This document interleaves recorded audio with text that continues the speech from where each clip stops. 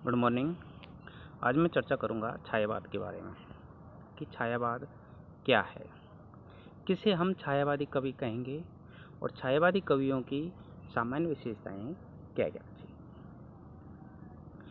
1918 से 1936 के मध्य जो साहित्य लिखा गया उसे छायावादी साहित्य कहते हैं, जिसके प्रमुख कवि जयशंकर प्रसाद, सूर्यकांत त्रिपाठी निराला, महादेवी वर्मा, सुमित्रानंदन पंत रहे।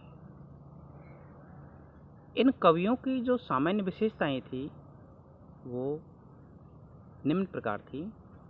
सबसे मौलिक और पहली विशेषता की इनकी बात करें तो वो है निजी अनुभूतियों की अभिव्यक्ति। निजी अनुभूतियों की अभिव्यक्ति या सहानुभूति की विवृत्ति अथवा व्यक्तिवादिता, बात एक ही है, कैसे कुछ भी कह सकते हैं। इन कवियों ने अपने निजी जीवन के जो सुख दुख हैं, ज़्यादातर इनकी जो वेदनानुभूति है उसको इन्होंने मैं शैली में कहा। मैं शैली, मैं नीर भरी दुख की बदली, मैं शैली। पुत्री में पिता निरर्थक था निराला की। इन्होंने अब से पहले जितने भी कवि हुए उन्होंने अपने जो विचार हैं वो किसी पात्र के माध्यम से अथवा किसी संवाद के माध्यम से स्पष्ट किए। लेकिन इन कवियों की बात करें तो इन कवियों ने अपने जो भी मौलिक विचार हैं, जो भी इनकी संवेदनाएं हैं, मूल भावना हैं, विचार हैं, इन सब को मैं शैली में, उत्तम पुरुष में कहा। कारण क्या रहा कि उस समय पूंजीवाद और समाजवाद की जो विचारधाराएं थी, पूंजीवादी व्यवस्था में सर्वाइवल ऑफ फिटेस्ट, योग्यता में अवशेष का सिद्धांत है कि जो योग्य रहेगा वो जीवित रहेगा, वही आगे बढ़ेगा। इसमें व्यक्ति को प्रधानता दी जाती है, व्यक्ति स्वयं अपने भाग्य का निर्माता होता है। तो इन्होंने पूंजीवाद से प्रभावित होकर, पूंजीवादी व्यवस्था से प्रभावित होकर इन्होंने साहित्य में मैं शैली को स्थान दिया, अर्थात इनके साहित्य में व्यक्तिवादिता दिखाई देती है। दार्शनिक दृष्टि से देखें तो अहम ब्रह्मास्मि का जो कॉन्सेप्ट है कि मैं ही ब्रह्म हूं, उससे भी ये प्रभावित है। तो व्यक्तिवादिता इनके साहित्य में आने के मुख्यतः दो कारण हो गए। एक, पूंजीवादी व्यवस्था के परिणाम स्वरूप। दूसरा, अहम ब्रह्मास्मि, स्वयं को ब्रह्म मानने का जो, तो इन्होंने निजी अनुभूतियों की अभिव्यक्ति में से इन्होंने निजी सुख दुख की अभिव्यक्ति अपने, हाँ एक बात ये जरूर है कि इनके स्वयं में सर्वसन्निहित है। जैसे सूर्यकांत त्रिपाठी निराला बात करते हैं, पुत्री में पिता निरर्थक था, तेरे हित कुछ भी कर न सका। तो उनकी जो विडंबना है कि पिता की जो विडंबना है पुत्री के प्रति, वो उनकी स्वयं की तो है ही, लेकिन इनके साथ ही हर भारतीय पुत्री के पिता की एक विडंबना है, उनका सुख दुख उसमें समाया हुआ है। तो इनके स्वयं में सर्व सन्निहित मान सकते हैं कि इनके निजी सुख दुख में सभी का सुख दुख समाया हुआ है। दूसरी विशेषता की बात करें तो इनके साहित्य में प्रकृति का जो मानवीकरण है, प्रकृति का जो प्रेम है, वो बहुत ज्यादा रहा है। चारों कवि समाज की मुख्य धारा से लगभग कटे हुए से दिखाई देते हैं।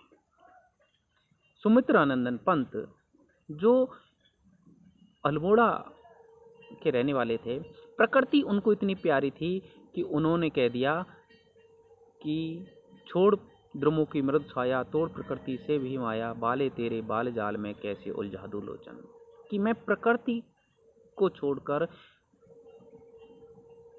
कहीं नहीं जा सकता। प्रकृति के प्रति उनका मन में इतना अगाध प्रेम था कि पंत को प्रकृति का सुकुमार कवि कहा जाता है।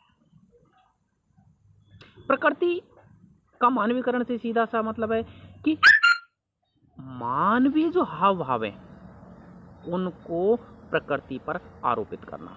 प्रकृति इनसे बात करती, बोलती, उपदेश देती, बातें करती, बातें साझा करती, इनके सुख दुख में साथ देती, इनको दिखाई देती है, इनको मानवी जैसी दिखाई देती है।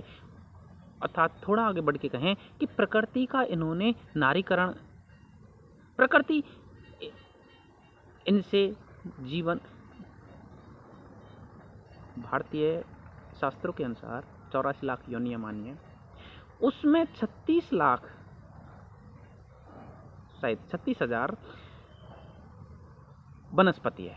तो वनस्पति को सजीव माना है। और ये जो दार्शनिक कवि हैं इन्होंने प्रकृति के प्रति अपना अगाध प्रेम दिखाया है।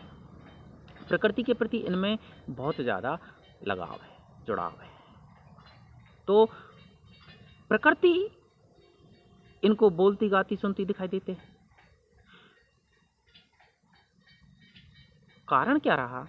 अब से पहले ये आधुनिक काल पूरी तरह आधुनिकता से प्रभावित है। अंधविश्वासों को ये तोड़ते हुए दिखाई देते हैं। अंधविश्वासों से आगे आधुनिकता की ओर ये बढ़ते दिखाई देते हैं। पहले एक विश्वास था, अंधविश्वास था कि समुद्र के पार जाना मना है, उगते सूरज के दर्शन करना मना है, छिपते सूरज के दर्शन। तो इन अंधविश्वासों को उन्होंने तोड़ा और प्रकृति के इन्होंने विराट रूप के दर्शन किए कि प्रकृति बहुत विराट है, विशाल है, प्रकृति बहुत सुंदर है, प्रकृति। तो प्रकृति के इन्होंने विराट रूप, नामवर सिंह जी ने कहा कि प्रकृति के विराट रूप के दर्शन करने के कारण इनको प्रकृति के प्रति लगाव और मोह और प्रेम उत्पन्न हो गया। तो विराट रूप के दर्शन के कारण इनको प्रकृति से लगाव, जुड़ाव हो गया। अंधविश्वासों को ये तोड़ते हुए दिखाई देते हैं। इनको प्रकृति बोलती, गाती, सुनती हुई दिखाई देती है। तो प्रकृति पर इन्होंने मानवीय जो क्रियाकलाप है, मानवीय जो हाव भाव है, उनको आरोपित किया है और प्रकृति को उन्होंने मानवीय रूप में देखा है।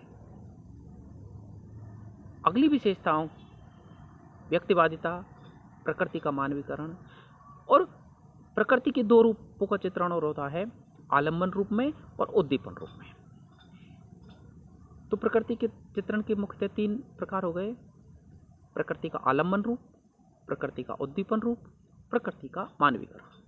आलम्बन और उद्दीपन ये परंपरागत चित्रण करते आए हैं, इसमें भी इन्होंने खूब रुचि दिखाई है। आलम्बन, प्रकृति के आलम्बन का अर्थ होता है कि जहां प्रकृति का स्वतंत्र चित्रण कोई कवि करता है तो वो प्रकृति का आलम्बन रूप कहलाता है। कि जो प्रकृति को आधार लेकर, प्रकृति का आधार बनाकर साहित्य लिखता है उसको कहेंगे प्रकृति का आलम्बन रूप। और जहां कवि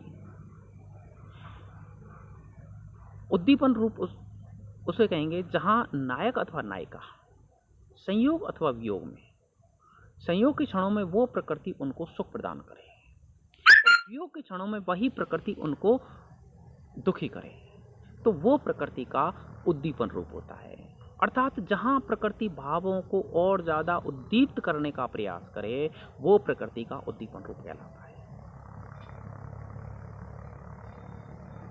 महादेवी वर्मा में आलम्बन रूप और उद्दीपन रूप खूब दिखाई देता है। तो प्रकृति के प्रति इन कवियों में एक अगाध प्रेम, प्रकृति के प्रति इनका लगाव, जुड़ाव, इनको प्रकृति